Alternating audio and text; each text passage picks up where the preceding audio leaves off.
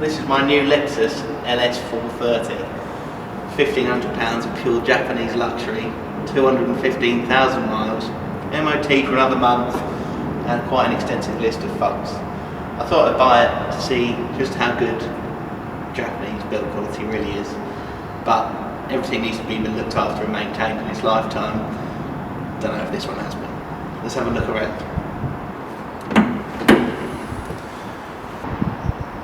4.3 3UZ FE. We all know they're the best ones.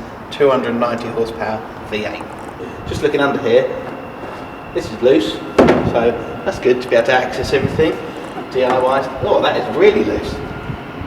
That shouldn't come out quite as easy as that. The more in depth you look at this car, the more worrying it is. But I did buy it unseen off Facebook, so it's my fault really. Better put this back.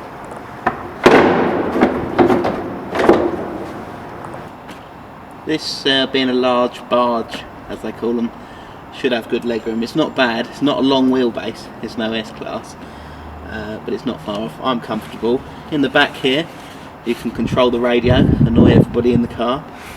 You can have massage seats. All they seem to do is vibrate. It's a bit weird. And we can push that seat forward to give yourself more room if you're in the passenger side. Height of luxury. Got these blinds, manually controlled. Can't go wrong with that.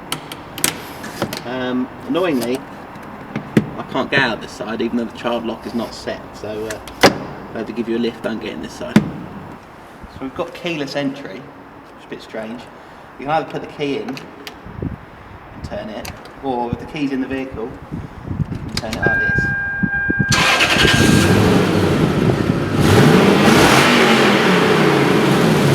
Now that sounds a bit better because the exhaust is blowing, another thing I've got to sort out. And it's coming into the cabin slightly, so it makes it warm up a bit quicker. Here we are out on the road in the Lexus. We've just completed a business meeting. We're on the way home. We're enjoying our luxury purchase. As you can see, going along forwards, the steering wheel is not straight. In fact, the tracking is so far out, I'm worried something is bent. We've got the engine light on, we've got the VSC light on, which is traction control ABS. The wipers are not the best. I mean, obviously that's something cheap, we'll have to go and buy a new set of those.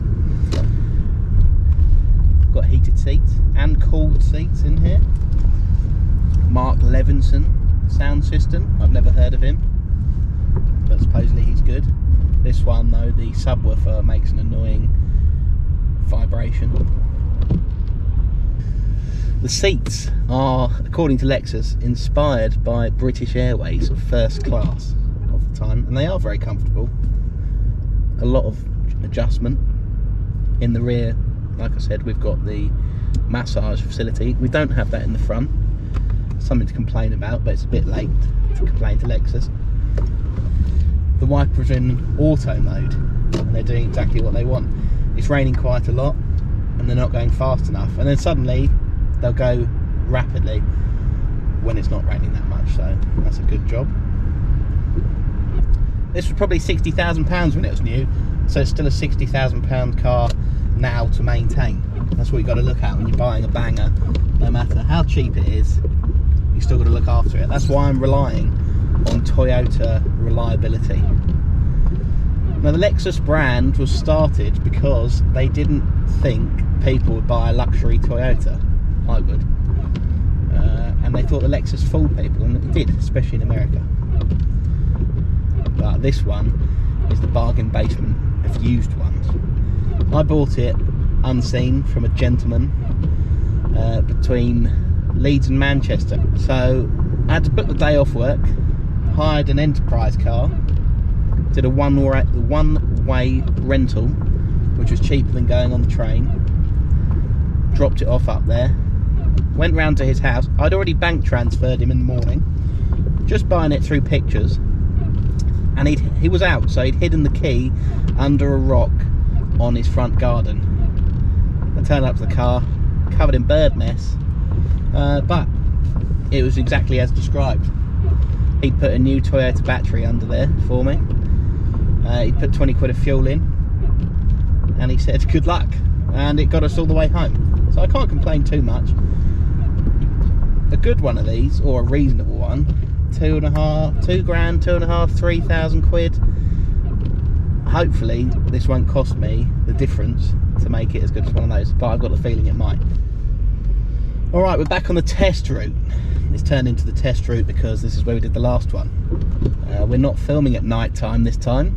That's an improvement, but it is grey and raining, so we're getting better.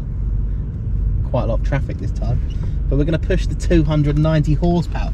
Not too much though. We've got no traction control, no ESP, no ABS, so we don't want to get the back out. I've done that already before. This time, oh, here we go, bit of wheel spin. We haven't left the oven on this time because we own a Lexus. Somebody's doing the cooking for us, but they have put it on the table. We need to get home. It's already building up quite quickly there.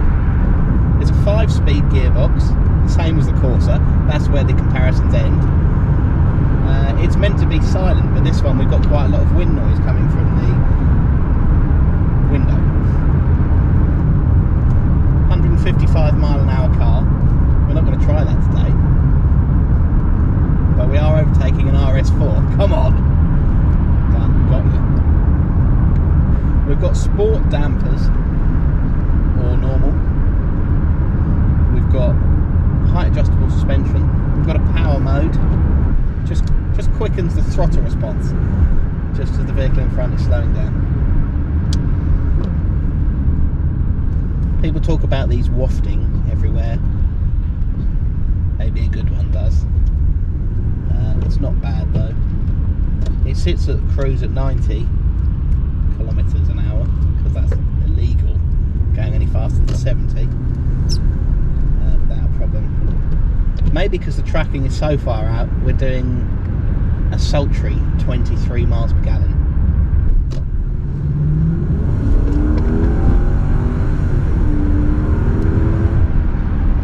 Goes alright.